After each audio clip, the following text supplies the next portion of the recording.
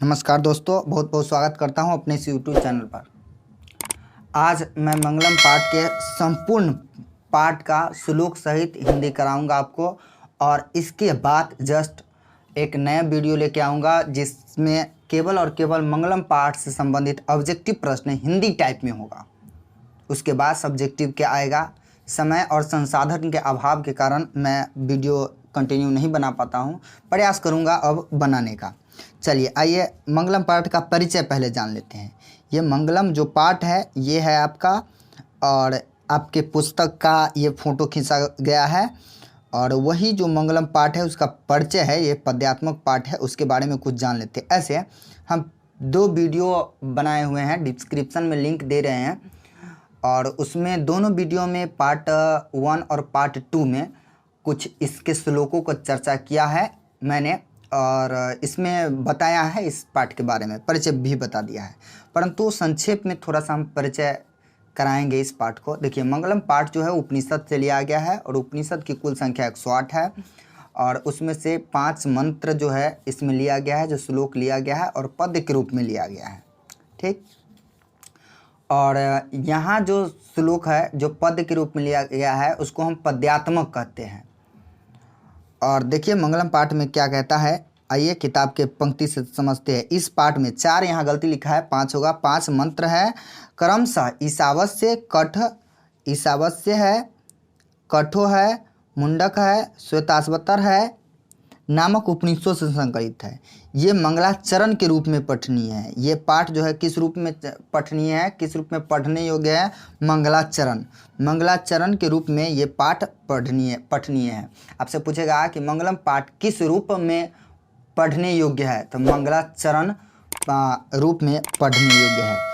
वैदिक साहित्य में विशुद्धि अध्यात्मक ग्रंथों के रूप में उपनिषद का बहुत बड़ा महत्व रहा है। इन्हें पढ़ने से परम सत्ता की प्राप्ति की श्रद्धा उत्पन्न होती है, सत्य के अन्वेषण, अन्वेषण मतलब खोज की प्रवृत्ति होती है, तथा आध्यात्मिक खोज की उत्सुकता होती है। ये बात आपको इस पाठ के माध्यम से आपकी पुस्तक में बताया गया कि इसमें ईश्वर के प्रति जो है श्रद्धा का भाव उत्पन्न होता है, और सत्य की अन्वेषण अर्थात खोज के लिए ईश्वर के प्रति जागरूक बनता है। ऐसे संक्षेप में हम आपको बता रहे हैं कि उपनिषद जो है ये इसमें आत्मा और परमात्मा के रहस्यमयी बातों की ही चर्चा है, और उपनिषद का मूल अर्थ होता है गुरु के समीप निष्ठापूर्वक बैठना। बहुत बार प्रश्न भी पूछा हुआ है, और ये काफ़ी महत्वपूर्ण है। चलिए आगे हम बढ़ते हैं। आगे जब हम बढ़ेंगे इस पाठ में, तो ये कहता है उपनिषद। आपसे एक प्रश्न पूछेगा 2 नंबर के, उपनिषद किसे कहते हैं?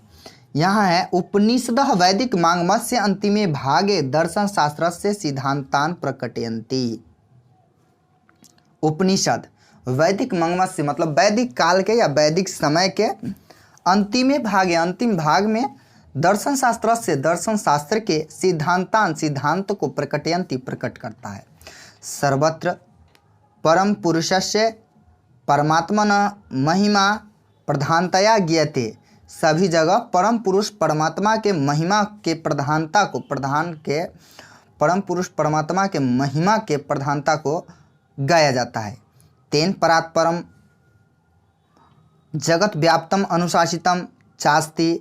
देखिए चास्ति है ना, उसका संधि विच्छेद हो जाएगा, च जोर अस्ति, चास्ति का संधि विच्छेद बहुत महत्वपूर्ण है। चास्ति का संधि विच्छेद च जोर अस्ति, चास्ति। तो कहता उन्हीं के द्वारा, मतलब परमात्मा के द्वारा जो है ये जगत व्याप्त है और अनुशासित है।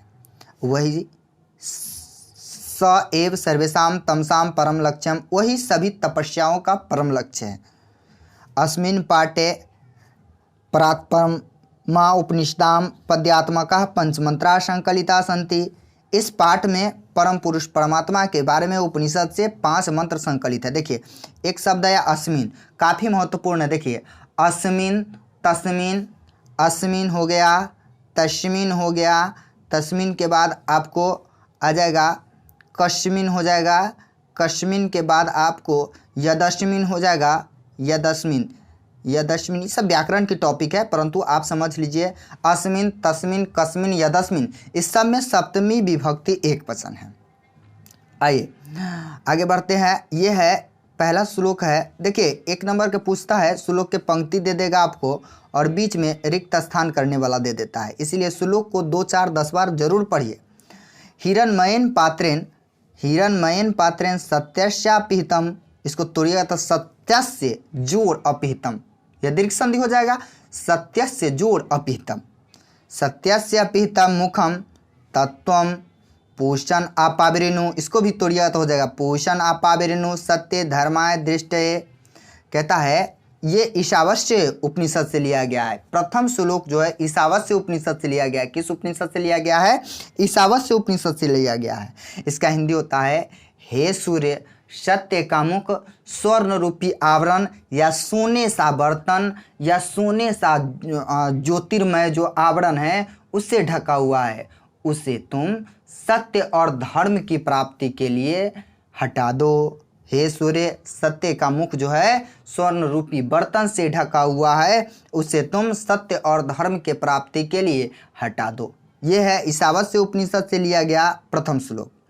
दूसरा कहता है श्लोक, अनोर्ण्यान महतो मह्यान आत्मस्य जंतुर्निहितो गुह्याम तम अक्रतु पश्यति वीतशोको धातु प्रसादात हिमान मात मनः। चलिए इस श्लोक का हिंदी जानने का प्रयास करते हैं हम। कहता है अनोर्ण्यान, अनोर्ण्यान मतलब होता है सूक्ष्म से सूक्ष्म, महतो मह्यान बड़ा से बड़ा, महान से महान, विशाल से विशाल। चलिए इसका अर्थ लगाते। देखिए इस सब का जो अर्थ लगता है ये सारा के सारा अन्वया के आधार पर लगता है। एक अन्वया है, ये अन्वया के अर्थ आधार पर अर्थ लगता है। अन्वया क्या होता है? देखिए अन्वया हिंदी के वाक्य के अनुसार संस्कृत को क्रमबद्ध तरीके से सजाना अन्वया कहता है। इसी के अनुसार सारा हिंदी लगता है, इसीलिए श्लोक इधर उधर लिखा रहता है, पंक्ति श्लोक के पंक्ति, परंतु अन्वया के आधार पर ही सारा हिंदी लगता है, इसीलिए इधर उधर आपको लगेगा। अनोन्यान महतो मह्यान आत्मस्य नीतो गुह्याम तम अक्रतु पश्यति वीतशोको धातु प्रसादात हिमान मात्मना। इसका हिंदी होता है प्राणी या जंतु, जंतु हो या प्राणी हो दोनों एक ही बात है, जिसमें जान हो जंतु, जिसमें प्राण हो प्राणी। प्राणी के हृदय रूपी गुफा में बंद। किसके गुफा में? प्राणी के। खूब प्रश्न पूछता है कि किसके गुफा में बंद है? आत्मा। प्राणी के हृदय रूपी गुफा में बंद या स्थित यह आत्मा सूक्ष्म से सूक्ष्म और महान से महान है। निष्काम कर्म करने वाले धातु के कृपा से उस आत्मा के महिमा को देखते हैं और शोक रहित होते हैं। कहा कि प्राणी के हृदय रूपी गुफा में स्थित या बंद यह आत्मा सूक्ष्म से सूक्ष्म और महान से महान है, जो निष्काम, निष्काम मतलब होता है बिना लोभ मोह के जो काम करता है वह निष्काम कर्म होता है। निष्काम कर्म करने वाले धातु की कृपा से, जो अच्छे काम जैसे ऋषि मुनि तपस्या करते हैं, निष्काम कर्म करने वाले धातु की कृपा से आत्मा के उस महिमा को देखते हैं और शोक रहित होते हैं। चलिए यहाँ से कई प्रश्न पूछता है, 2 नंबर के भी प्रश्न पूछता है। सबसे पहले ये कठोपनिषद से लिया गया, दूसरा श्लोक कठोपनिषद से लिया गया। सबसे पहले खूब पूछता है आपसे संस्कृत टाइप से, अनो अन्यान कह आत्मा महतो मह्यान कह। आत्मा छोटा से छोटा क्या है? आत्मा। महान से महान क्या है? आत्मा। बड़ा से बड़ा क्या है? आत्मा। इस पाठ के आधार पर। ठीक, आपसे 2 नंबर में प्रश्न क्या पूछेगा कि आत्मा का स्वरूप कैसा है वह चर्चा कीजिए। तो आत्मा का स्वरूप सूक्ष्म से सूक्ष्म और महान से महान है। संक्षिप्त में बताया, बाकी ऑफलाइन क्लास में मैं चर्चा कर चुका हूँ। आइए तीसरा श्लोक कहता है, सत्यमेव जयते ना निरतम सत्येन पंथावितो देवयान एन। इसको तोड़िएगा तो आक्रमंती ऋष्य ही आप्त कामा यत्र तत् सत्यस्य परम निधानम। देखिए तीसरा श्लोक मुंडक उपनिषद से लिया गया और खूब पूछता है सत्यमेव जयते किस उपनिषद से लिया गया है? तो मुंडको उपनिषद से लिया गया है। यह एक भारत का आदर्श वाक्य है जिसे 1955 में भारत सरकार अपनाई थी। चलिए सत्यमेव जयते नान्यर्थम सत्येन पंथा विततो देवयाना एन आक्रमन्ति ऋषय ही आप्त कामा यत्र तत् सत्यस्य परम निधानम। मुंडको उपनिषद से संकलित है। कहता है सत्य की ही जीत होती है, असत्य की नहीं। इस संसार में सत्य की ही जीत होती है, असत्य की नहीं। सत्य से ही देवताओं का मार्ग विस्तृत है या फैला हुआ है, जिस कारण से निष्काम कर्म करने वाले या अच्छे कर्म करने वाले ऋषिगण उस सत्य तक पहुंचते हैं जहां सत्य का बहुत बड़ा भंडार या सत्य का खजाना है। कहा कि सत्य की ही जीत होती है, असत्य की नहीं। सत्य से ही देवताओं का मार्ग विस्तृत है। निष्काम कर्म करने वाले ऋषि लोग या ऋषिगण उस सत्य तक पहुंचते हैं जहां सत्य का परम निधान या सत्य का बहुत बड़ा खजाना या भंडार है। यहां से कई प्रश्न बनेगा, जैसे कौन जीतता है तो सत्य, किसकी विजय होती है सत्य की, या किम जयते तो सत्यम, कौन नहीं जीतता है असत्य, किसकी विजय नहीं होती है असत्य, किसकी पराजय होती है असत्य। असत्य की जगह आपको एक शब्द दे सकता है नान्यर्थम। नान्यर्थम का मतलब भी असत्य ही होता है। चलिए, और किसका मार्ग विस्तृत है तो देवताओं का। देवताओं का मार्ग किससे फैला हुआ है तो सत्य से। इतना ऑब्जेक्टिव पूछता है इससे। और आपको 2 नंबर के इस श्लोक से पूछेगा 2 नंबर में कि सत्य की महत्ता का चर्चा कीजिए मंगलम पाठ के आधार पर। संक्षेप में थोड़ा सा हम बता देते हैं। आप लिख सकते हैं कि महर्षि वेद व्यास मंगलम पाठ में सत्य की महत्ता की चर्चा करते हुए कहते हैं कि सत्य की ही जीत होती है, असत्य की नहीं। सत्य से ही देवताओं का मार्ग विस्तृत है, जिस कारण से निष्काम कर्म करने वाले ऋषिगण उस सत्य तक पहुंचते हैं जहां सत्य का बहुत बड़ा भंडार या खजाना है। आइए अगला कहता है, अगला भी मुंडको उपनिषद से लिया गया, मतलब तीसरा और चौथा श्लोक जो है मुंडको उपनिषद से लिया गया है। यथा नद्यः, देखिए नद्यः बहुवचन है, प्रथमा विभक्ति के बहुवचन नदी का रूप में नद्यः। यथा नद्यः यस्यन्दमानः समुद्रे अस्तं गच्छन्ति नाम रूपे विहाय तथा विद्वान नाम रूपात् विमुक्तः परात् परमं पुरुषम उपैति दिव्यम। इसको तोड़िएगा तो पुरुषम उपैति हो जाएगा। कहता है जिस प्रकार नदियाँ, नदी नहीं नदियाँ, बहुत सारे नदियाँ, नदी मतलब हो गया एक, नदियाँ मतलब बहुत सारी। जिस प्रकार नदियाँ प्रवाहित, अस्यंद माना मतलब होता है प्रवाहित होती हुई, प्रवाहित होते हुई अपने वास्तविक नाम और रूप को छोड़कर समुद्र में अस्त हो जाती है, समुद्र में विलीन हो जाती है, समुद्र में समा जाती है, ठीक उसी प्रकार से विद्वान लोग नाम और रूप को त्याग कर, भूल कर, छोड़कर परम पुरुष परमात्मा को प्राप्त कर जाता है। आइए इसको फिर से कहते हैं। जिस प्रकार नदियाँ प्रवाहित होती हुई अपने वास्तविक नाम और रूप को छोड़कर समुद्र में विलीन हो जाती है, उसी प्रकार विद्वान लोग अपने नाम और रूप को छोड़कर परम पुरुष परमात्मा को प्राप्त कर जाता है। यहाँ प्रश्न पूछेगा नदी और विद्वान में क्या समरसता है, क्या समरूपता है, क्या समानता है। 2 नंबर के प्रश्न। तो आपको श्लोक लिख देना पड़ेगा इसका हिंदी।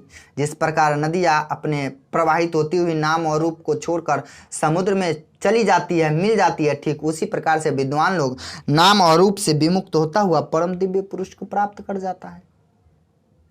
ऑब्जेक्टिव में क्या पूछेगा, खूब पूछता है प्रश्न कि बताइए नदियाँ कहाँ जाके मिलती है।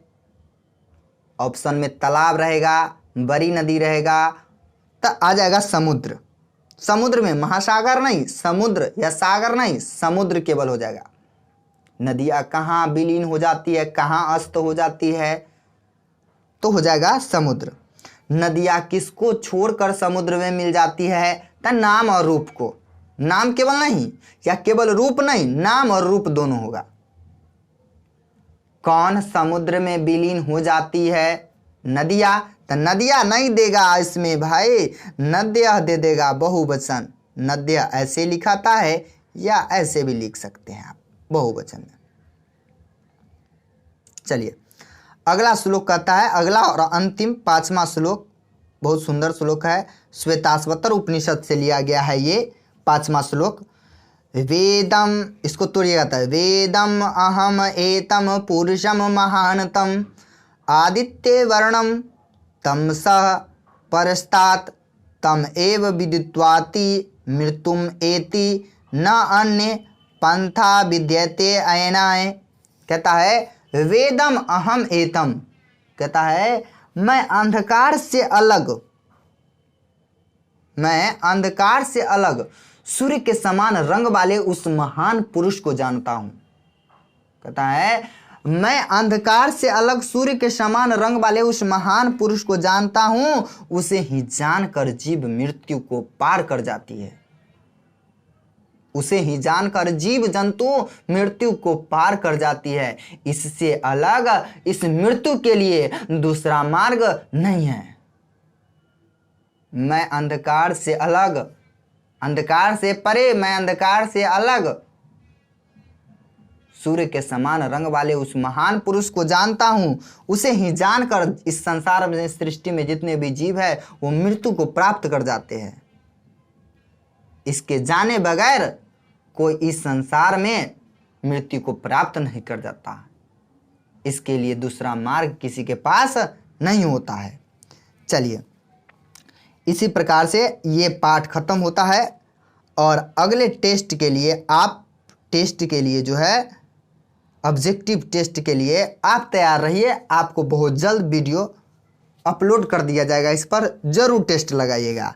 इस शब्दार्थ है, कुछ शब्दार्थ जो महत्वपूर्ण है उसको हम बता रहे हैं, आप जरूर इसको याद कीजिए। जैसे हिरणमयन के बारे में पूछ सकता है, इसका मतलब क्या होता है, तो सोना सा हो सकता है या ज्योतिर्गमय हो सकता है। अपीतम पूछ सकता है, अपीतम मतलब होता है ढका हुआ। सत्य धर्माय पूछ सकता है, हटा दो, सॉरी सत्य धर्मान के लिए हो जाएगा। मुखम तो पता है आपको। अनु पूछ सकता है, अनु मतलब होता है सूक्ष्म से सूक्ष्म। धन्यवाद इस वीडियो को देखने के लिए। अगर आपको अच्छा लगता है हमारा चैनल तो सब्सक्राइब कीजिए, शेयर कीजिए, कमेंट कीजिए और जो वीडियो में कमी नज़र आता है उस वीडियो के बारे में कमेंट कीजिए, हम सुधारने का प्रयास करेंगे। धन्यवाद।